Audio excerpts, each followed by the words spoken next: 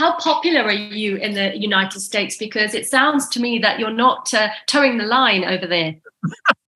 Right. Amongst your colleagues and your peers. Well, don't forget that when I first started out like 35, 40 years ago, we started the American College of Lifestyle Medicine with about 10 people.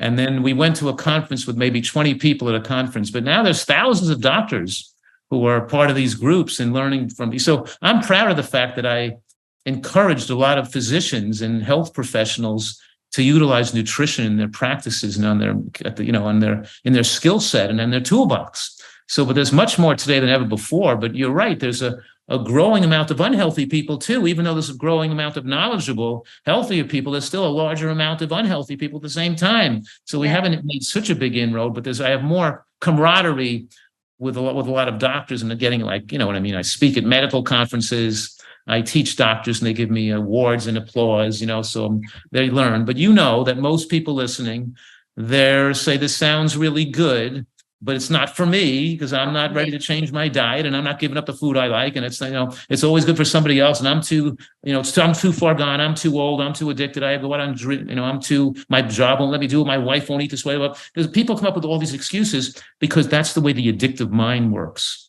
The primitive brain wants to protect the anxiety from losing an addictive substance. So you come up with excuses to make it okay to continue your unhealthy habits. So that's why we take people, we have enforced abstinence. I have coaching programs and online events, and I have a retreat where people come to, and we try to get people out of that addictive cycle. And you'd be surprised at how once they get away from that addictive eating patterns, they actually like eating natural foods more, and they like the taste of this diet as much or more than their old diet. They're satisfied with a normal amount of calories, and they lose that brain fog. They can concentrate better. They become more at peace with themselves and happier. They're able to relate to other people better.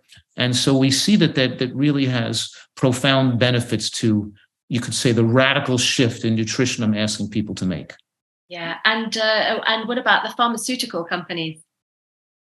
What do you think about what's going on there? I mean, I've certainly noticed that, with medicating with metformin rather than giving the dietary advice, it's so much easier, isn't it, for some physicians to be giving out medications rather than giving advice or following a nutritional plan. So, are you seeing a shift away from that in the US or? Not as a whole, but in a small percentage of doctors, yes. But as a whole, doctors function as eneblers. They give people drugs so it looks like they're okay with their sugars being lower, with their cholesterol being lower, even their weight may go a little lower. Their whatever it is, they're giving you a drug for you. But the drug makes it seem like, okay, I don't have to change my diet. I don't have to lose weight. I can just take the drug and continue the way I'm living. And inevitably, that makes the disease continue to progress. Your otherwise chronic illness is worsening. So we know that more people have medical visits, the more they take drugs to control their diabetes, the more it accelerates progression of their diabetes and leads to more morbidity and mortality. And medical care is a major factor leading to shortened lifespan in the modern world. So mostly what doctors do is harmful because they're using medications and not advocating people make a change in their lifestyle. And without removal of cause, you're not going to stop the progression of early life death. And, over the last, you could say 50 years, we're not seeing an enhancement in lifespan in the modern world. People are still dying of number one cause of death in adults is still heart attacks and strokes. And we haven't won the war on cancer. Yet we have the knowledge and the science where we can win the war against those diseases if we apply nutritional excellence and educate our population, starting in the school system with children, and we educate them about how nutrition can affect heart attacks, strokes, cancers, dementia, and give people the ability to control their health destiny. If that was mainstream education, we would save billions of lives. So almost everybody's dying of these diseases of nutritional ignorance, and the medical profession contributes to it.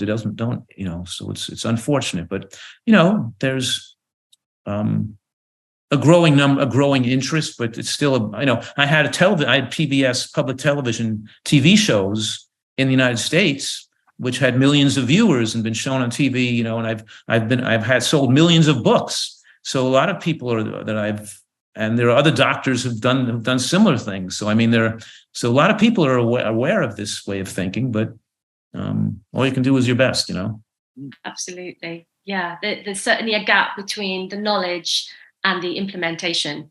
Yes, definitely. Yeah. Well, Luke, I can see you nodding your head. Yeah, it's very, very, very, very interesting and very, very useful to everybody that's interested in coming onto the Sugar Free TV and actually wanting the insights, because you've shared a lot with us and things that I didn't know and I think is so valuable. And it will be to our viewers for sure.